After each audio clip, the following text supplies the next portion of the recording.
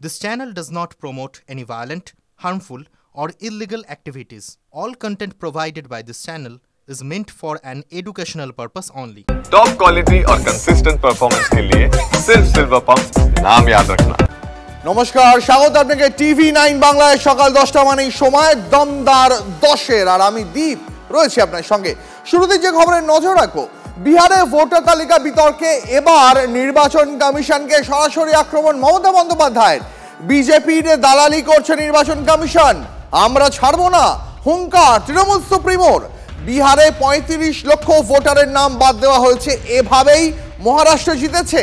বাংলাতেও পরিকল্পনা করছে, আমরাও ইঞ্চিতে ইঞ্চিতে লড়াই করব, হুঙ্কার তৃণমূল নেত্রীর। चुनाव आने से सब नाम निकाल लेना।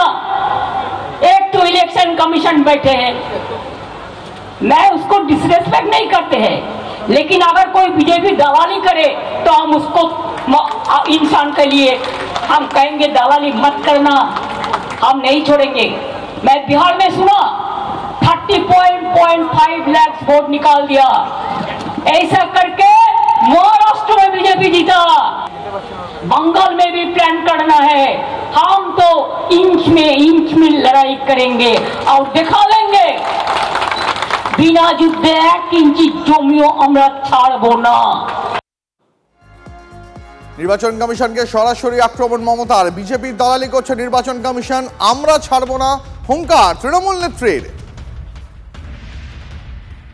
এই মুহূর্তে বিজেপি নেতা জগন্নাথ চট্টোপাধ্যায় রয়েছেন আমাদের সঙ্গে টেলিফোন লাইনে। জগন্নাথ বাবু, মমতা বন্দ্যোপাধ্যায় এবার সরাসরি নির্বাচন কমিশনকে আক্রমণ করলেন, বললেন বিজেপির দালালি করছে কমিশন।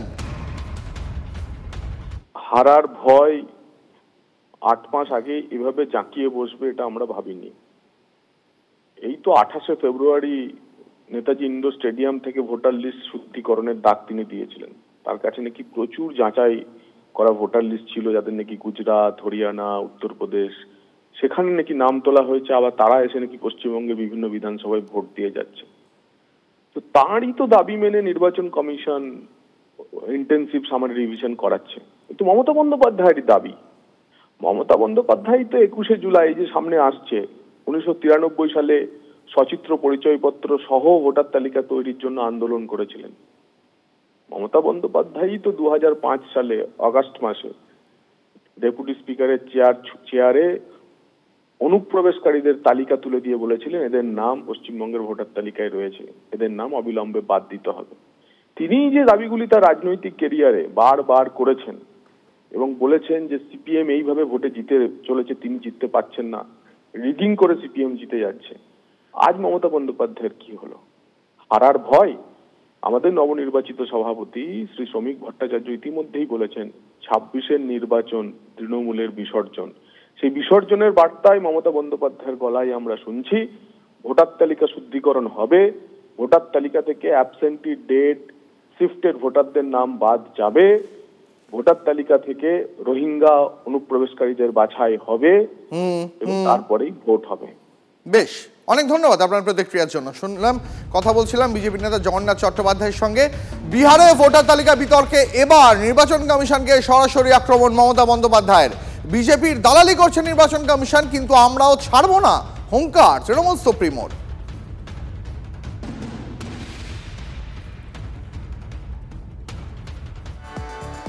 বিহারে রোহিঙ্গা মুসলমানদের নাম ভোটার লিস্ট থেকে বাদ গেলে পশ্চিমবঙ্গেও নাম বাদ দিতে হবে। ভোট তালিকায় সমীক্ষার দাবিতে পাল্টা সরব বিরোধী দলনেতা। ইলেকশন কমিশন এখানে তো প্রিপারেশন নিচ্ছে, বিএলও অ্যাপয়েন্টমেন্ট হয়ে যাচ্ছে এবং বিএলওদের ট্রেনিং দিল্লিতে হচ্ছে। এরপরে পলিটিক্যাল পার্টির লোকেদের পার জেলাতে 10 জন করে তারা দিল্লিতে ট্রেনিং নিতে যাবেন। কখন করবেন ওনারা জানেন, কিন্তু করতে হবে। বিহারে রোহিঙ্গা মুসলমানের নাম বাদ গেলে, অবৈধ অনুপ্রবেশকারীর নাম বাদ গেলে পশ্চিমবাংলার রোহিঙ্গা মুসলমানদের নাম থাকতে পারে না। ভোটার তালিকা আমাদের রাজ্যে ঢুকিয়ে দেওয়া হচ্ছে, কারচুপি হচ্ছে। তৃণমূল কংগ্রেস গিয়ে ডেপুটেশন দিয়েছে, আজকে নাটক করতে গেছেন। কারণ মমতা বন্দ্যোপাধ্যায়ের নেতৃত্বে যে আন্দোলনটা শুরু হয়েছে, বিজেপির এই বাংলা বিরোধী মানসিকতার, বাংলা ভাষী যারা ভারতীয় বাঙালিদের বিরুদ্ধে যে বিজেপির যে ঘৃণার রাজনীতি তার বিরুদ্ধে মমতা বন্দ্যোপাধ্যায়ের নেতৃত্বে যে আন্দোলন শুরু হয়েছে তাতে কেঁপে গিয়ে নাটক করতে গেছিল ওই নির্বাচন কমিশন। বিহার মডেলেই বাংলায় কাজ করবে নির্বাচন কমিশন, হুঁশিয়ারি শ্রমিক ভট্টাচার্যর। আমরা এর মধ্যেই 17 লক্ষ নাম আমরা নির্বাচন কমিশনকে জমা দিয়েছি এবং নির্বাচন কমিশন যেভাবে বিহারে কাজ করেছে, ভুয়ো ভোটার বিদেশি অনুপ্রবেশকারীদের এভাবে চিহ্নিত করেছেন, কার্যত সেটা সেই চিহ্নিতকরণ পশ্চিমবঙ্গে হবে। মুখ্যমন্ত্রী যদি মনে করেন সেটা এনআরসি হচ্ছে, ঘুরিয়ে এনআরসি করছে বিজেপি, নির্বাচন কমিশনকে কাজে লাগাচ্ছে। মুখ্যমন্ত্রী যদি এটা মনে করেন তিনি মনে করতে পারেন, কিন্তু এটা হবে। পাহাড় থেকে সাগর পর্যন্ত বাংলার মানুষ চাইছেন যে ত্রুটি মুক্ত, ভেজাল মুক্ত, জল মুক্ত, বাংলাদেশি অনুপ্রবেশকারী মুক্ত, রোহিঙ্গা মুক্ত ভোটার লিস্ট তৈরি হোক। তার জন্য মানুষ আমাদের সঙ্গে আছে। বড় কথা বললেন শ্রমিক ভট্টাচার্য। বিহার মডেলেই বাংলায় কাজ করবে নির্বাচন কমিশন, হুঁশিয়ারি দিলেন বিজেপির রাজ্য সভাপতি। তার এই মন্তব্যে জল্পনা, বাংলায় কি তাহলে ঘুরিয়ে এনআরসি? শ্রমিক মন্তব্যে তৈরি হয়েছে তীব্র জল্পনা। এই মুহূর্তে আমাদের সঙ্গে রয়েছেন তৃণমূল নেতা জয়প্রকাশ মজুমদার। জয়প্রকাশ বাবু, শ্রমিক ভট্টাচার্য যে কথা বলছেন, তিনি বলছেন বিহার মডেলেই বাংলায় কাজ করবে নির্বাচন কমিশন, তাহলে কি কোথাও একটা ঘুরিয়ে এনআরসি বাংলায়, তার পক্ষে কি সওয়াল করলেন শ্রমিক বাবু? না, শ্রমিক বাবু তো আবার বারবার এরা প্রমাণ করে দিচ্ছেন নির্বাচন কমিশনের মুখপাত্র এরা, এবং নির্বাচন কমিশন আজকে তাদের নিরপেক্ষতা হারিয়ে বিজেপির একটা দলীয় সংগঠনে পরিণত হয়েছে। ভারতবর্ষের গণতন্ত্রের জন্য এটা খুবই দুঃখজনক খবর এবং একটা বিপজ্জনক দিক। কেন নির্বাচন কমিশন কি করবেন সেটা নিয়ে শ্রমিকবাবু বলার অধিকার কোত্থেকে পেলেন? তারা মনেই করে নিয়েছেন নির্বাচন কমিশন হচ্ছে আমাদের দলীয় সংগঠন। তার থেকেই প্রমাণ, গতকাল মমতা বন্দ্যোপাধ্যায়ও সেই কথা বলেছেন। তিনি ব্যবহার করেছেন যে একটা পার্টির দালালি করছে নির্বাচন কমিশন। এতদিন ধরে নির্বাচন কমিশনের একটা চরিত্র গঠন হয়েছিল, নিরপেক্ষ চরিত্র, ভারতবর্ষের গণতন্ত্র রক্ষায় তাদের ভূমিকা আছে। সেই নির্বাচন কমিশনকে নষ্ট করে দেওয়ার মূল হচ্ছে বিজেপি, আর তাদের এই দালাল বা মুখপাত্র হচ্ছে শ্রমিক বাবুর মতন লোকেরা।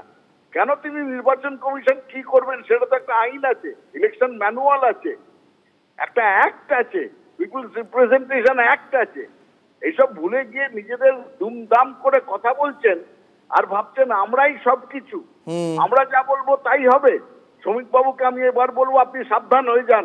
মুখের কথা যা বলছেন, আপনি শপথ নেওয়া একজন সাংসদ, সংবিধানের শপথ নিয়েছেন, সংবিধান আইন সেই সব কথা মাথায় রেখে কথা বলবেন। আপনি যেগুলো বলছেন সংবিধান সেগুলোতে আপনাকে সুযোগ দেয় না এসব কথা বলার। আপনার এই কথার কোনো মূল্য নেই, কারণ আপনি ইলেকশন কমিশনের মুখপাত্র নয়। আর আমাদের এখানে এইসব কিছু করতে গেলে বিজেপি শেষ হয়ে যাবে। আমাদের এখানকার মানুষের কিছু ক্ষতিবৃত্তি হবে না, কিন্তু বিজেপি শেষ হয়ে যাবে, এইটুকুনি আমি বলে দিচ্ছি। ধন্যবাদ আপনাকে, অনেক ধন্যবাদ।